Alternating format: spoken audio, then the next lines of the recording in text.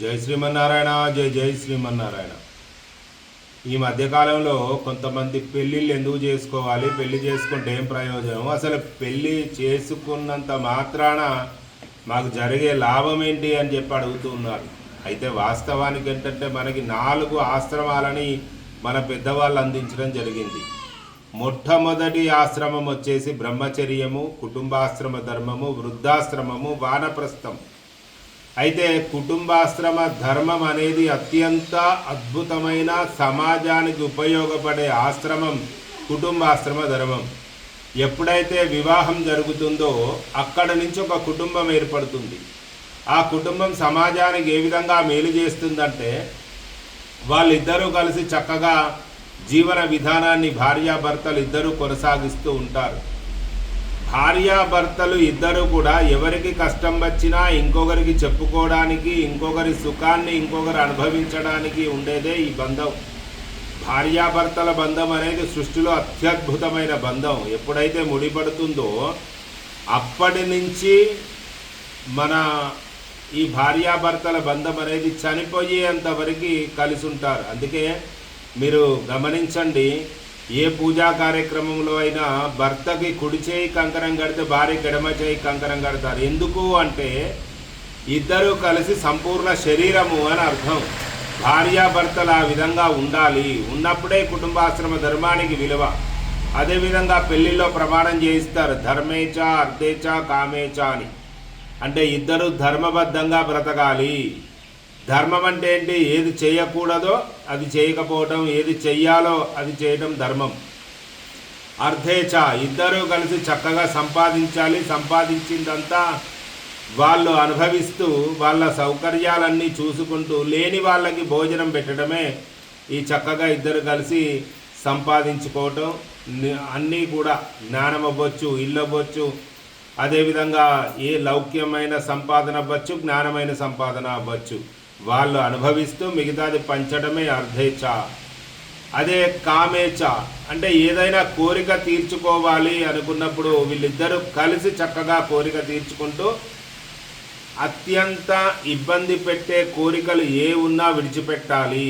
ఒక నిబద్ధతతో కూడుకున్న కోరికలు వీళ్ళిద్దరూ కోరికలు తీర్చుకుంటూ కుటుంబాశ్రమ ధర్మాన్ని నిర్వర్తిస్తూ తల్లిదండ్రులని అత్తామామల్ని ఇద్దరూ కూడా వాళ్ళు భగవంతుడికి ఎక్కువగా చూసుకోవాలి. అందుకే కుటుంబాశ్రమ ధర్మంలో మొట్టమొదటగా చెప్పేది ఏంటంటే, ఏ ఇంటికి కోడలు వెళ్ళినా కొడుకు కంటే ఎక్కువ స్థానంగా చెబుతారు. ఎందుకు? ఆ కోడలు అత్తామామలను తల్లిదండ్రుల కంటే ఎక్కువ చూసుకుంటుంది, అందుకే ఆడబిడ్డ అని అంటారు. అదేవిధంగా ఈ వరుడు అంటే భర్త అత్తామామల్ని తల్లిదండ్రులను కూడా వృద్ధులు అవుతారు కనుక వాళ్ళను కూడా చూసుకోవాలి. అది కుటుంబాశ్రమ ధర్మంలో ముఖ్యమైన విధానం. అదేవిధంగా వాళ్ళ ఇంటికి ఎవరైనా భోజనానికి వచ్చినా లేదా దారి వెంబడి రహదారుల వెంబడి వెళుతూ రాత్రుల ఆశ్రమానికి వచ్చినా వాళ్ళకి ఆశ్రమం కల్పిస్తూ, ఆశ్రయించుతారు కనుక వాళ్ళకి ఆశ్రమం కల్పిస్తూ వాళ్ళకి భోజనాలు, వాళ్ళ అవసరాలన్నీ కూడా చూసుకోవటమే కుటుంబాశ్రమ ధర్మం. ఇప్పుడంటే లాడ్జింగ్లు అయిపోయాయి, హోటళ్ళు అయిపోయాయి, ఎక్కడ పడితే అక్కడ తిండి కొనుక్కుంటే దొరుకుతోంది. కానీ వెనకట కుటుంబాశ్రమ ధర్మం ఏ విధంగా ఉండేదంటే, ఇంటి ముందు అరుగులు ఉండేది. ఎవరైనా దారి వెంబడిపోతూ ఉంటే వాళ్ళు ఆ అరుగుల పైన ఉండేవాళ్ళు. వాళ్ళకి కుటుంబంలో ఉన్న వాళ్ళు భోజనం పెట్టేవాళ్ళు. అంతేకాకుండా చక్కటి సంతానాన్ని కని ఆ సంతానం దేశానికి ఉపయోగపడే విధంగా తీర్చిదిద్దాలి.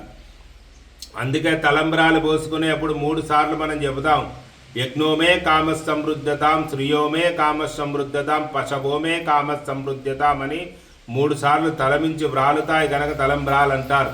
అంటే ఇద్దరూ కలిసి యజ్ఞం చేయాలి. ఎటువంటి యజ్ఞం అది? పంచమహాయజ్ఞాలు. భూతదయ పాటించాలి, తల్లిదండ్రులను గౌరవించాలి, లేని వాళ్ళకి తిండి పెట్టాలి, వాళ్ళ దగ్గర ఉన్న సంపదను, జ్ఞానం అవ్వచ్చు, డబ్బు అవ్వచ్చు, లేని వాళ్ళకి పంచిపెట్టాలి. ఇటువంటి యజ్ఞాలు చేయాలి భార్యాభర్తలు ఇద్దరు కలిసి.